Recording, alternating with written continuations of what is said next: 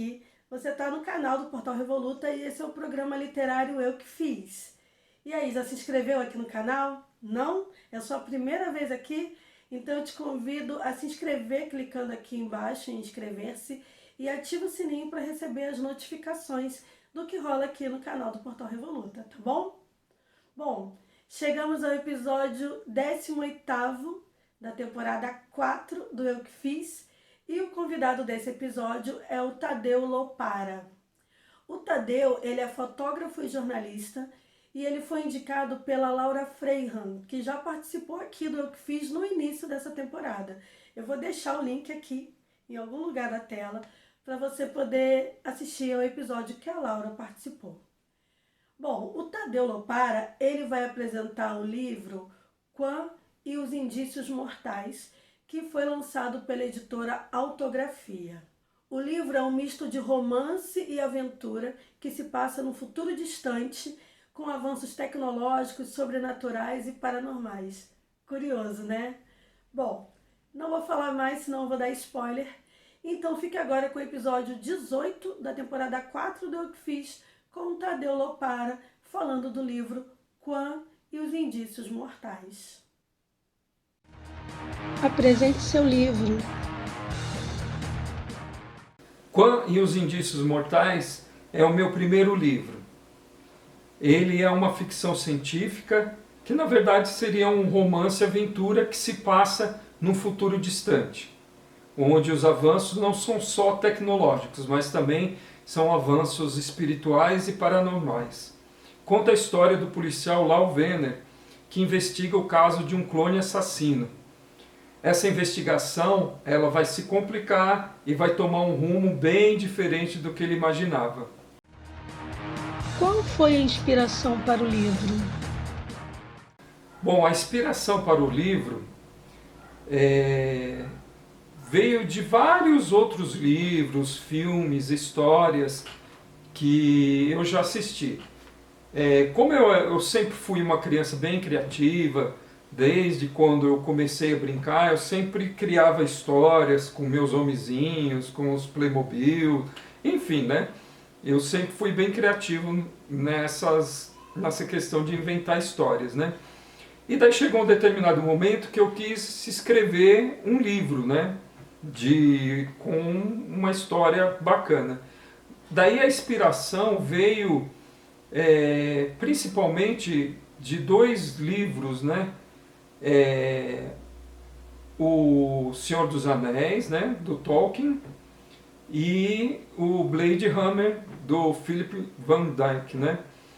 Que apesar de serem bem diferentes, né? Eles criaram universos bacanas e diferentes, com bastante detalhamento de personagens e de cenários também, né? Então pode-se dizer que a minha inspiração veio dessas duas obras, né? O Senhor dos Anéis e o Blade Runner. Como você se encontrou com a ficção científica? Bom, a ficção científica, eu sempre gostei da ficção científica, né? De imaginar de como seria o futuro, de como seria a vida humana no futuro, o que seria de diferente da nossa realidade atual, né? E partindo disso, quando eu pensei em escrever o livro, eu falei, eu quero criar um universo diferente. Mas eu não queria criar um universo na fantasia, né? Eu queria criar um universo, ou pensar num universo que ele realmente pudesse ser real, que tivesse possibilidade de ele realmente acontecer. Daí eu pensei na ficção científica, né? E daí eu fiz muita pesquisa e também usei minha criatividade várias coisas do que eu achava e agora, passado um tempo, eu sei que vão acontecer no futuro e que estão no meu livro, né? Como foi a escolha do título? Bom, a escolha do título, né, vamos dizer assim, aconteceu bem depois do livro estar escrito. A história do livro, eu escrevi ele em 2003. Ele terminou de ser escrito em 2003. Mas daí eu só consegui publicar, ou vamos dizer assim, fiz um esforço maior para ele ser publicado em 2018. E nesse período ele ainda estava sem um título definido, né? Foi realmente em 2018 que eu me debrucei para arrumar esse título. A palavra Quan, ela tem um significado que a palavra sendo pronunciada da maneira certa, ela gera uma vibração no plexo solar. Essa vibração eu quis que ela significasse a conclusão da maior missão da vida da pessoa. Quando ela concluísse essa maior missão da vida dela, o seu Quan, isso gerava uma vibração no plexo solar. Essa vibração, quando a pessoa pronuncia Quan, dá essa vibração no plexo solar. E eu quis fazer uma semelhança, uma aproximação dessa palavra, do som, com esse sentimento de você conquistar a sua missão, a principal missão da sua vida, com esse sentimento que fica assim reverberando no seu plexo solar. Daí, feito a palavra Quan, né, que já era definida, daí faltou a sequência, né? Quan e os indícios mortais. Os indícios mortais veio da questão do policial Law Werner, da investigação dele para encontrar o clone assassino, né? Fale um pouco sobre o personagem principal. Bom, o personagem principal, vamos dizer que ele tem muito de mim nele, mas não totalmente. Principalmente de alguns pontos que aconteceram em determinado momento da minha vida, eu quis colocar também para o personagem e também quis potencializar o que eu senti na época, aumentando um pouco para o personagem e algumas coisas que o personagem tem na maneira de agir ou de como ele tem muito a ver comigo. Mas eu não quis que fosse uma cópia minha, né? Então ele tem muita coisa também que não tem a ver comigo, mas tem a ver com outras pessoas ou algum personagem de algum filme de aventura, enfim. Mas o que eu tentei fazer é criar um personagem o mais humano possível, com seus defeitos, com as suas dores, com seus desejos, e é o que eu tentei fazer no personagem principal, que é o Law Werner. A narrativa que você desenvolve no livro pode ser entendida como a busca que o homem faz por respostas de sua existência e evolução? Bom,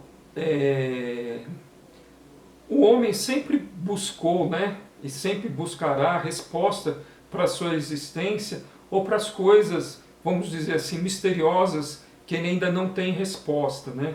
Hoje em dia, com todo o avanço da tecnologia, com todo o avanço que a gente ainda não conseguiu respostas para muitas coisas, né? Então existem perguntas que a gente anseia por uma resposta mais direta. Deus existe? O que vem depois da morte? Existe uma outra dimensão? A gente pode passar para uma outra vida? O que acontece depois que a gente morre? A gente volta? Existe um mundo espiritual? separado do mundo material? Realmente o espírito precede a matéria? O que é energia? A energia está à nossa volta realmente? Então, existem várias perguntas de cunho existencial que vão permear a vida do humano agora, no presente, no futuro, também foi no passado, e isso vai sempre ser interessante porque a gente anseia por essas respostas, né? E às vezes as respostas estão aí bem na nossa cara, é que a gente ainda não tem condição de ver ou de perceber essas respostas. O livro é uma reflexão ou crítica sobre o uso da tecnologia para prolongar a vida dos seres humanos? Bom, o livro eu acho que é mais uma reflexão sobre o uso da tecnologia, né?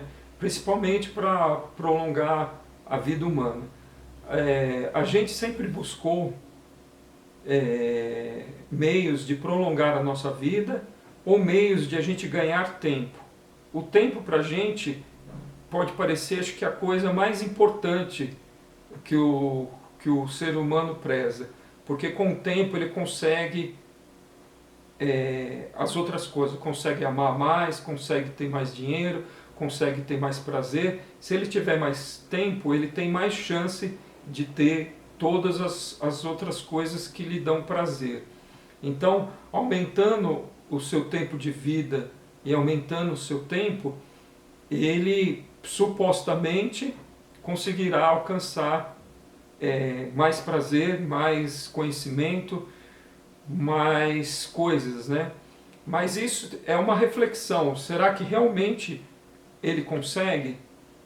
Ou se comparar a nossa vida com a vida das pessoas do século passado, a gente tem ganhado tempo, tanto em tempo de vida, né? A gente morre mais velho e com mais qualidade de vida, mas também no dia a dia, com a tecnologia, a gente consegue ganhar mais tempo.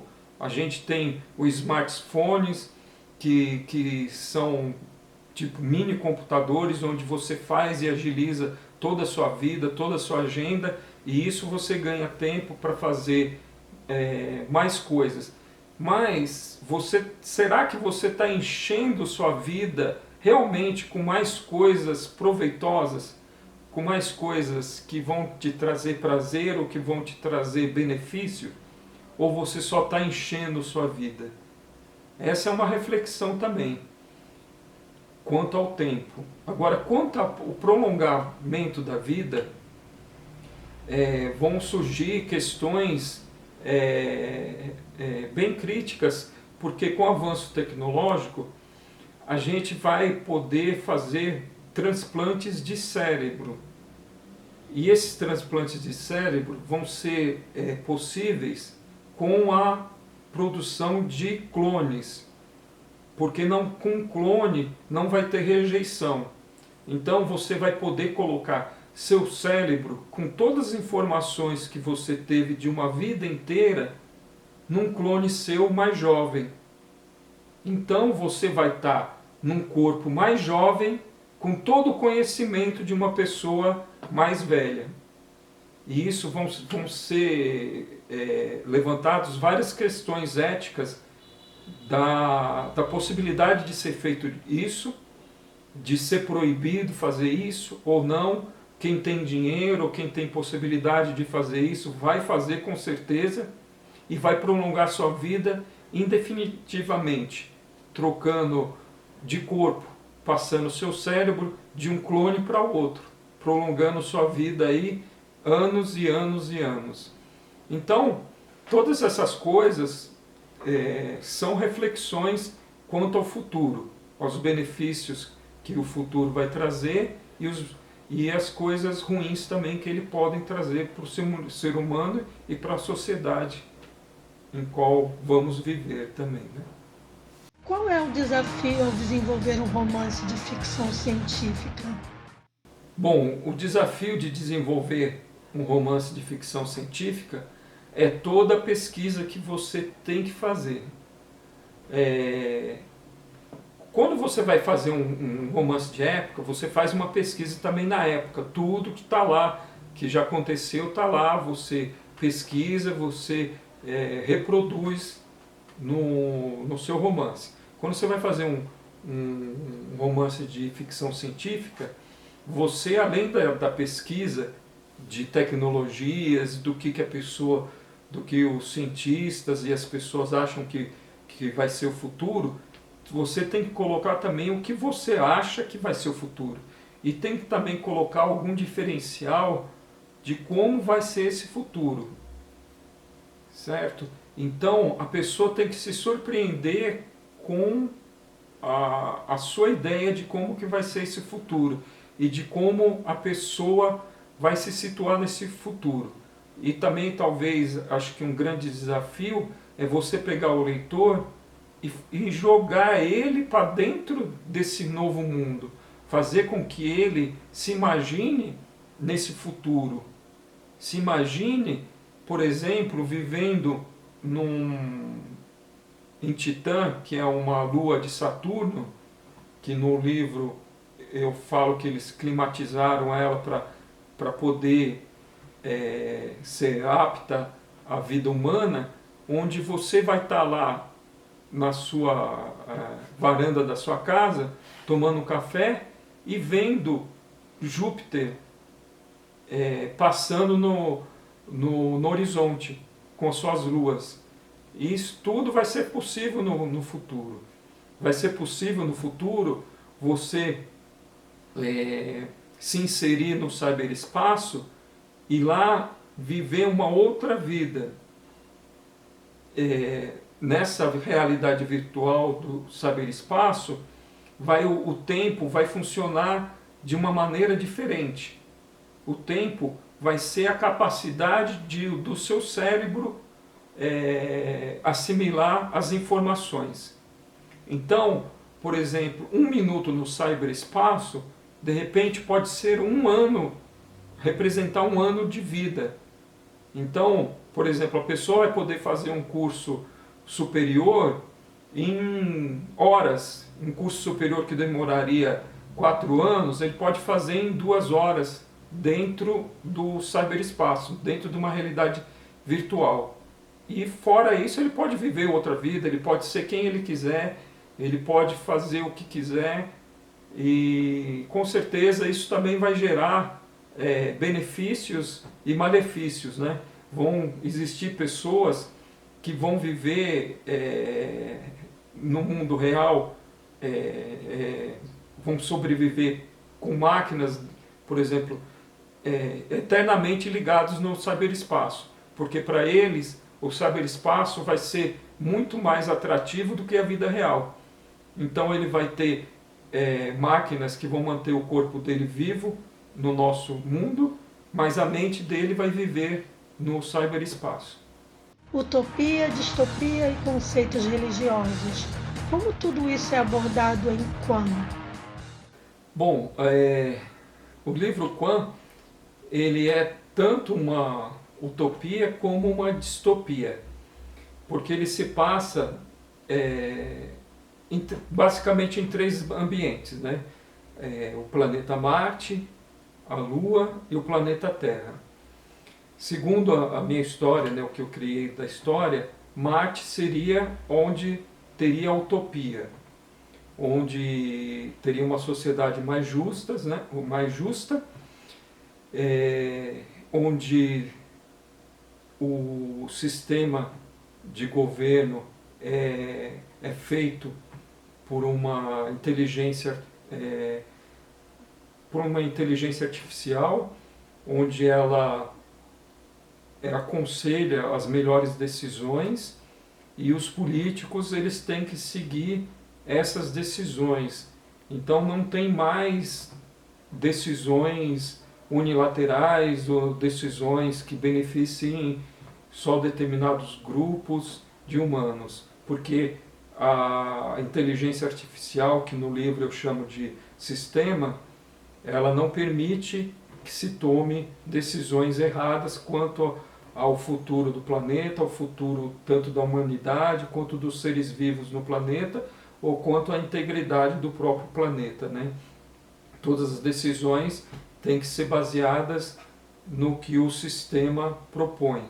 Então o sistema propõe alternativas de decisões e daí os políticos escolhem essas alternativas conforme também o desejo da população. E na Terra já é o contrário, já seria uma distopia, onde tem um governo autoritário que ele separou os escolhidos dos expurgados. Os expurgados eles moram no subterrâneo e os escolhidos eles moram em cidades flutuantes. Na Terra, na minha concepção do livro, na superfície da Terra, depois que eles restauraram toda a fauna e flora da Terra, né, toda a natureza, o ser humano foi proibido de viver na superfície da Terra. Então, existem os escolhidos que moram em cidades flutuantes, com todo o luxo e todos os benefícios, e existem os expurgados que moram nos subterrâneos, em condições de vida, vamos dizer, desumanas, né? E agora, os conceitos religiosos, né? O livro gerou uma certa polêmica com alguns leitores que se sentiram incomodados com o que eu falei acerca de como seriam as religiões no futuro, né? Que, para mim, no futuro, as religiões não vão ser como elas são agora, né? Depois de se desmistificar a existência de Deus e explicar a questão da fé e a questão do espírito, muito das religiões existentes, elas não tiveram mais espaço para progredir ou para ganhar adeptos. Lógico, surgiram outras, vamos dizer assim, religiões, né, outros movimentos de conscientização energética e tudo mais, né? Eu acho que uma das coisas que incomodou bastante gente é que eu falei que Deus seria energia pura, né? Que no futuro descobriu-se que Deus seria uma energia pura e que estaria em todo lugar, que não deixa de ser o que a gente acredita hoje em dia, que Deus está presente em tudo, em todos os lugares, em todas as pessoas.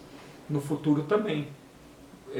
Só que no futuro eles chamam de energia pura, que é a energia que constitui e está em todas as coisas existentes, desde coisas materiais até coisas espirituais também. Como foi o processo de pesquisa para a escrita do livro? Bom, o processo de escrita do livro, né, e toda a sua pesquisa foi trabalhosa. Antes de iniciar o livro, quando eu tive a ideia, eu fiz as pesquisas básicas sobre conceitos tecnológicos, do que seria viável, porque eu queria que, mesmo nas coisas mais absurdas que eu pensasse acerca do futuro, eles tivessem realmente possibilidade de acontecer. Então, tudo que está escrito no livro, ele tem possibilidade de ser verdade no futuro. Tem possibilidade de realmente acontecer. E não são ideias, só ideias originais, só ideias minhas. Muitas das ideias são já baseadas em estudos, baseadas em ideias de cientistas, filósofos, e que em 2003, quando eu terminei de ler o livro, e de 2003 para cá, muita coisa foi se solidificando nessas ideias que eu trouxe, e eu trouxe também de outras pessoas, né? Então eu quis ter a questão de colocar que todas as ideias fossem realmente passíveis de ser verdadeiros. E para isso eu tive que pesquisar. Tive que pesquisar coisas científicas, né, artigos científicos, ideias de cientistas, de filósofos e outras coisas que foram surgindo acerca do livro. Eu estudei sobre cristais, sobre aura, sobre campo energético e aí vai. E cada coisa que ia surgindo era uma pesquisa que eu tinha que fazer, porque era necessário que tudo que eu falasse realmente fosse verdadeiro, né? Quanto tempo demorou desde a ideia até a publicação? Quando eu tive a ideia de escrever o livro, até a primeira versão do livro estar finalizada, demoraram 2 anos.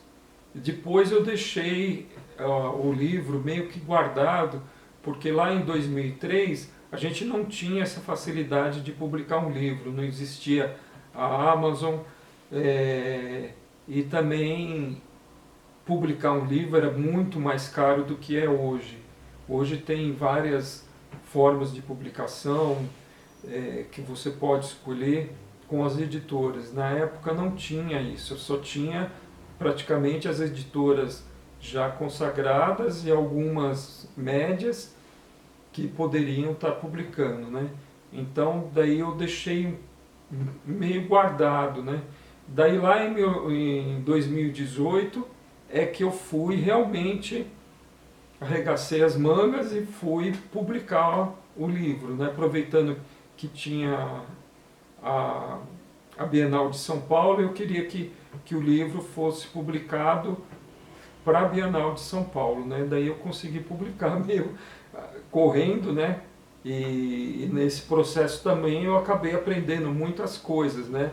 E a principal é que esses processos não podem ser corridos, eles têm que ser muito bem estudados e muito bem definidos e tem todas umas etapas certinhas para serem feitas, né?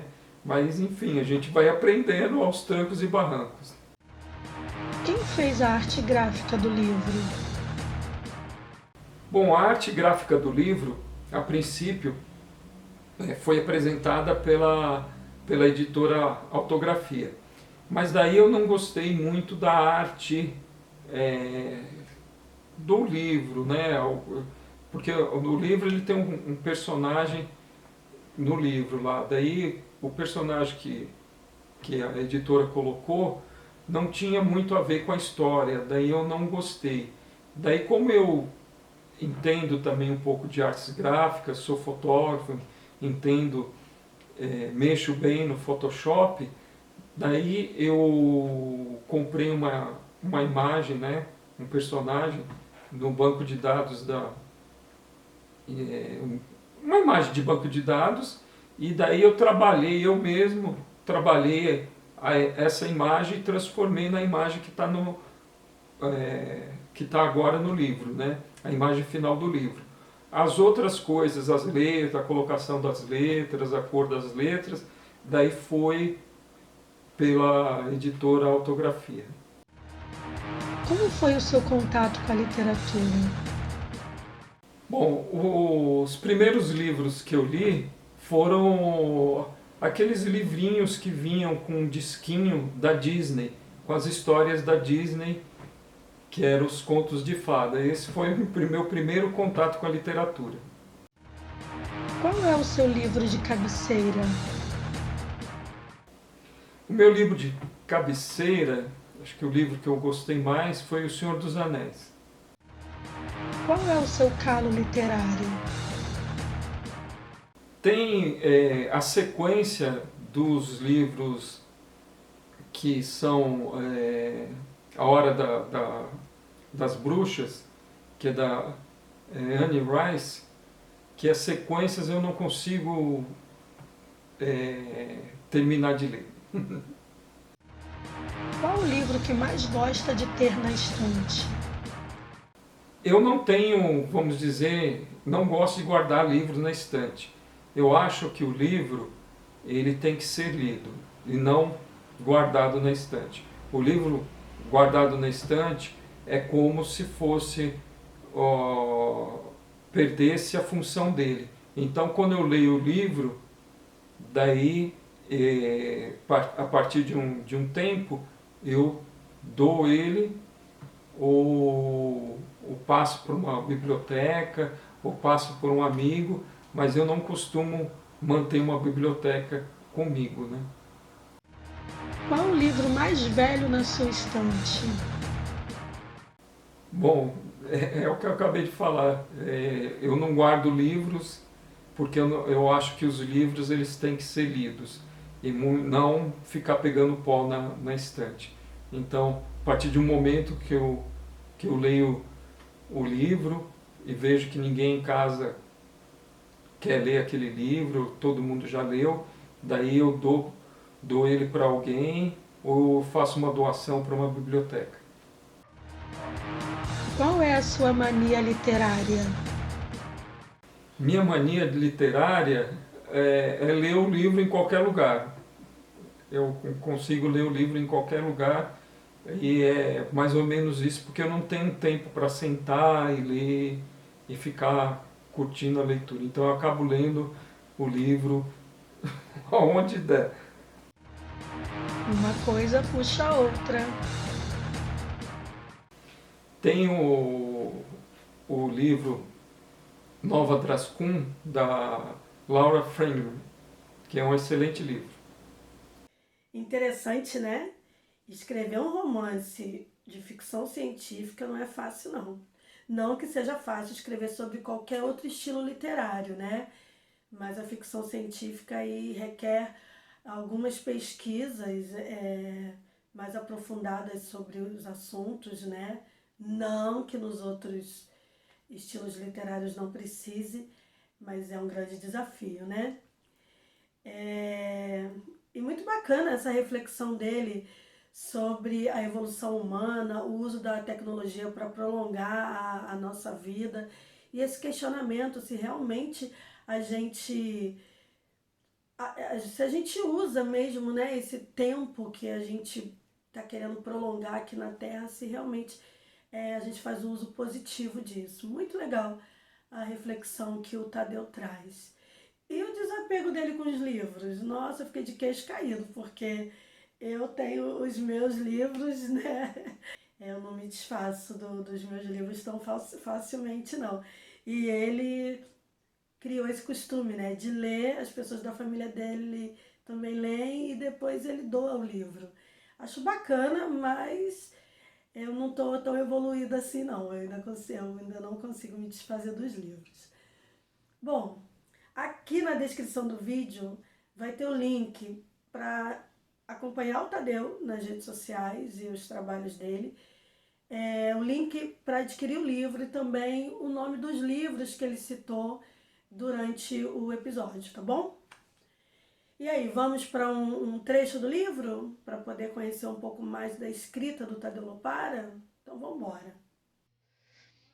Olhou para baixo e viu as pernas inteiras.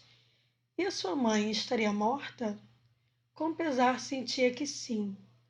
Uma onda de ódio e revolta cresceu e, com um grito alucinado, esmurrou seguidamente o tampo de plástico transparente que a encobria.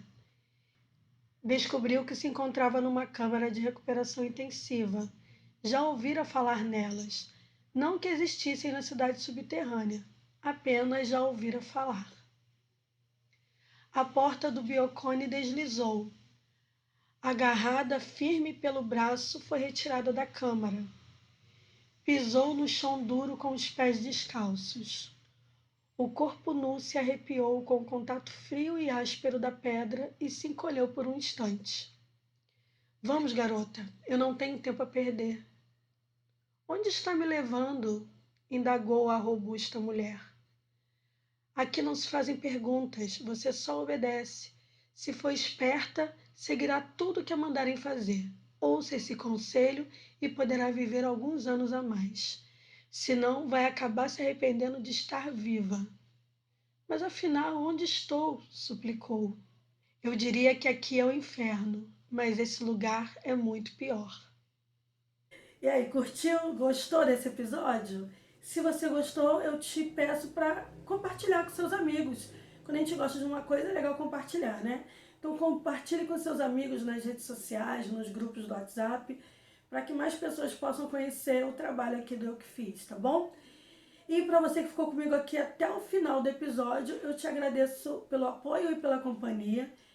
E se você quiser indicar alguém para participar da próxima temporada, que já está aí batendo na porta, a quinta temporada, manda um e-mail aqui para mim, ó, no euquefiz@revoluta.com, e eu vou ter prazer em te responder explicando como que funciona a dinâmica para participar do programa, tá bom? Seja você ou seja algum amigo seu que é escritor ou escritora, tá bom? E para finalizar esse episódio, eu vou falar uma frase de Paulo Leminski. Isso de querer ser exatamente aquilo que a gente é ainda vai nos levar além. Bom, até o próximo episódio. Um beijo e tchau!